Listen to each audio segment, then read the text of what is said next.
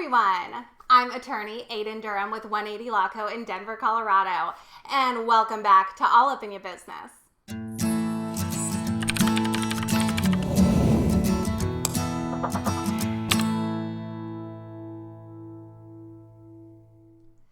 In this episode of All Up in Your Business, I'm going to tell you guys about some very common mistakes that I see people making when preparing and filling out a trademark application, and how to avoid those mistakes and avoid your trademark from not getting registered or getting rejected or having some other issues come up with it. But before we get into it, don't forget to like, subscribe, and share, and be sure to check the description for links to additional information and resources. You can find info on my trademark services like Brand Bombshell, which is my all-inclusive trademark registration package, or Brandish, which is my online DIY course that teaches you step-by-step how to submit a trademark application by yourself without a lawyer. All right, so if you guys haven't already noticed, I'm a big fan of trademarks.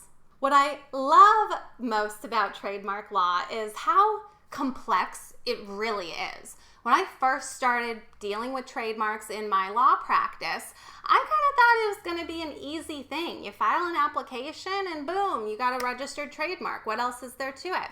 Turns out there's a lot more to it, you guys. It's actually quite complicated, and especially in the beginning stages when we're just thinking about registering a trademark, there's a lot of things that we can mess up and that we can get wrong. And when it comes to trademark registration, you can fix some of the problems sometimes, but often there are errors or issues that we can't go back and fix in the trademark application. Often we have to scrap the initial one and go back and start from scratch again to correct whatever those errors are. So that's what I'm going to tell you guys about, is some of those common issues that I see coming up when people try to do a trademark application, and situations where it's typically going to get rejected or you're going to have some other kind of issue. The first, definitely number one thing, and I guess this doesn't really have to do with the trademark application, but the biggest mistake that I see in the trademark application process is not doing a thorough enough search before you've even filed the application. Sure, most of us know, and if you don't, you can go onto the USPTO's website and use their TESS, T-E-S-S, search function to search the USPTO's database for pending and registered trademark applications. And much of the time, that's what people will do. They'll go on to TESS and search for their exact business name or the exact trademark that they're looking to register to see if something pops up. And often, nothing will pop up. And so we'll think, all right, we're in the clear, ready to go. Let's do this trademark thing.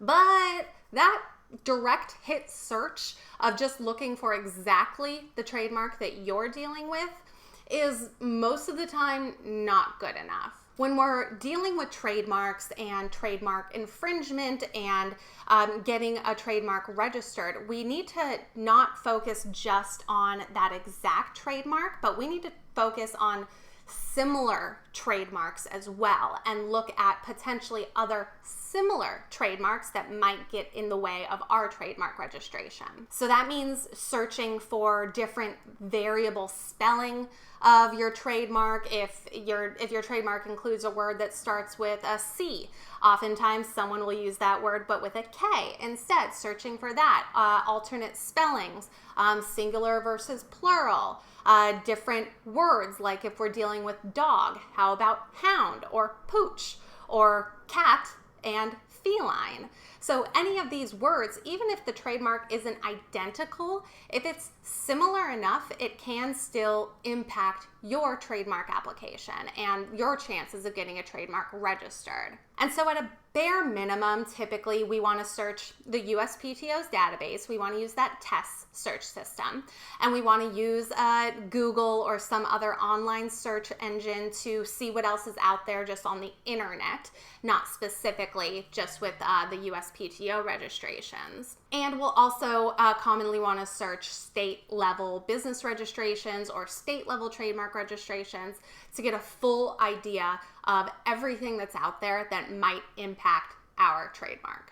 So that's the first big mistake that I see often happening, is people not doing a thorough enough search or not searching for the right types of things to see if their trademark's even going to be available and able to be registered. So the second mistake that I see come up quite often is putting the wrong trademark on the drawing, on the application. So on the trademark application, there's going to be a spot for the drawing of the mark, which if we're dealing with just standard characters, it's just going to be the words in your trademark. Or if we're doing a logo or some kind of a design, then it's going to be the logo. Whatever it is that we're trying to trademark, that's the drawing. But often what is uploaded or provided as the drawing isn't actually the trademark that it's going to be.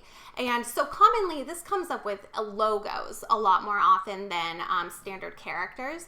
But so let's say we've got a logo that we want to register the trademark for. Exactly how we provide that logo on the application needs to be how we're going to actually use it as a trademark. So we can't submit the application with this logo and then change it, and then what we actually end up using is different from what we identified on the application. They need to match the trademark as we're actually using it and as we've identified it or designated it on the application needs to match. Or if we are dealing with standard character marks, if we put our drawing of the trademark with let's say 3 words, but we've combined them all into one word. So we don't have spaces in between. It's all one word. But then as we're actually using it, if we do separate it out into 3 separate words, that's a different trademark. For the most part, it's not the same, and it's not going to be considered the same. If we're using it as 3 separate words, but on the application we've identified it as one word, that's not going to fly. So that's a big mistake that I see come up quite often, is not putting the trademark as we're going to use it as the drawing, or making one trademark or submitting something, but then we're actually using it in a different way or it looks differently. The point is the trademark as you identify it on the application needs to match exactly how you actually use it. Which brings me to my fourth mistake that I commonly see popping up, is submitting improper specimens. So now when I say the mark as we've identified it on the application needs to match how we're actually using it, the way that the trademark office sees how we're using it is with this specimen file.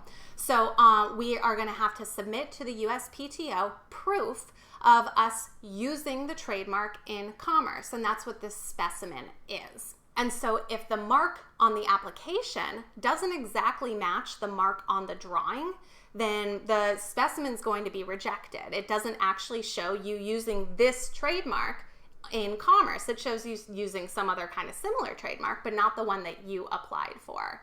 Another big mistake that I see is people just uploading, especially with logos again, people just uploading another picture of the logo as the specimen. That's not right. That's not what the specimen is supposed to be. The drawing, you would upload just an image file of the logo, but the specimen needs to demonstrate that the logo is being used in connection with the goods and services that you've identified on the trademark application.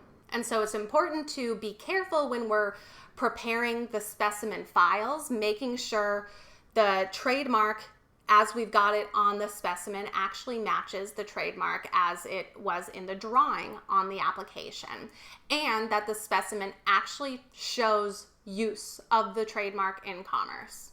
Another really common mistake or error that I see on trademark applications has to do with the goods and services that are going to be on the trademark application or on the registration. So when we're submitting an application for registering a trademark, we have to be specific as to the goods and services that the trademark is going to be used in connection with. And there are 45 different classes of goods and services, and each class is broken up into, an infinite number of different descriptions or kind of different categories within each class. And now some of these classes are very specific. So let's say we're selling shoes. we can get super specific with the types of shoes we're selling and identify that on the application. We can say we're selling sandals, or we're selling, I don't know, high heels, or platform tennis shoes, or sport shoes, basketball shoes. We can be very specific, or we can be very broad. We can say we're selling footwear or shoes. And so we have options here of being very specific or being very broad. And sometimes we want to fall somewhere in the middle, but sometimes we want to be very specific. This kind of goes back to that clearance search and the searching part that I talked about, because that helps in a lot of cases figure out what strategy we need to take with the goods and services descriptions too. But so with these goods and services and the proper classes on the application, a big mistake that I commonly see is just getting flat out the wrong class altogether, just doing something completely unrelated. So let's say often, for example, if you are starting an online boutique, like a clothing boutique, and that's what you're providing is this website where people can buy clothes. If you're not actually making the clothes yourselves, let's say it's a boutique, so you have other brands in your store that you're going to be selling. On the trademark application, you want to be careful and think about, what is the service or the good I'm providing? You aren't actually providing those clothing items. You're not producing the shirts or the dresses or the clothes. The other company's brand, your brand doesn't appear on those products. What you're providing is this website, this retail online shopping website that sells the brands of others. And so it's often that differentiation of the goods that I'm selling versus what I'm actually providing, which is the website or the service of the website that people commonly get mixed up. And those goods and service descriptions are often going to be difficult to correct. So we can, in most cases, change our goods and services descriptions to be more narrow or to be more specific, but we can't change them to be broader. So if there is some kind of an issue with your goods and services after you've submitted your application, there might be an opportunity to correct it and to fix it, but there might not. So it's important that we know what route we're taking with the goods and services descriptions before we file the application, because we don't want to risk getting it wrong or doing it in some way that can damage the whole rest of the registration process. Another big mistake that I see that it's tough because it often doesn't come to light until far later on after the trademark's already registered, but a big mistake that I see is using the wrong dates of first use. So on the application, depending on the basis of filing and all that, this sometimes is different, but we're going to have to identify the dates of first use of the trademark, when we first started using the trademark in commerce. This date is when you first started using the trademark in commerce. This is not the date when you formed your LLC or the date when you bought the domain name for, your business, which includes the trademark. That's not using the trademark in commerce. Forming an LLC isn't using your trademark. It's just forming an LLC. And so the date that we're supposed to actually put there is the date when we started using the trademark in commerce, meaning selling our products, selling our services, and all of that. That's the date that we use. And now the reason I say that this often doesn't come up until later is because in the application process, the examining attorney, the attorney with the USPTO who's going to be examining your application and doing this whole thing, they're not really verifying those dates of first use. They're not going to cross-check the date that you put and see if it corresponds with, the date on your website. They're not checking that. They're taking our word for it because we're promising that all the information is accurate and correct. So they're taking our word for it. And so whatever date we put is the date that's going to be associated with our trademark registration. But later on down the line, if an issue comes up, let's say there's a trademark infringement issue of somebody else using something similar to your trademark, that date of first use is going to be one of the most, if not the most important factor, because usually it's going to be whoever used the trademark in commerce first is going to have the higher, stronger rights in the trademark. And so if you put on your application that you started using the trademark January 1st, because that's when you filed your LLC paperwork, when you go to prove that to the other party, they're going to say, no, you didn't start using your trademark then. You formed your LLC on that day, but you did not start using your trademark that day. And so that's going to kind of, damage your side. And from that can potentially come some other issues, because now it's come to light that you've lied or put inaccurate information on your trademark application initially, and so that could be grounds for canceling your trademark altogether, or even some other kind of penalties if you did, knowingly, or if you intentionally put false information or something like that. A lot more issues can come up. But so the point here is a big mistake is not using the right date of first use, because if a issue ever arises, that's going to be the date that we're focusing on, so we want to make sure it's accurate. And then finally, not a huge mistake, but a common mistake that I see happening is failing to miss requirements for the TEAS Plus application. So when we're filing a trademark application, there are a few different types of applications that we can use, and they vary in fees. The cheapest one is the TEAS Plus application, which gives you the lowest filing fee.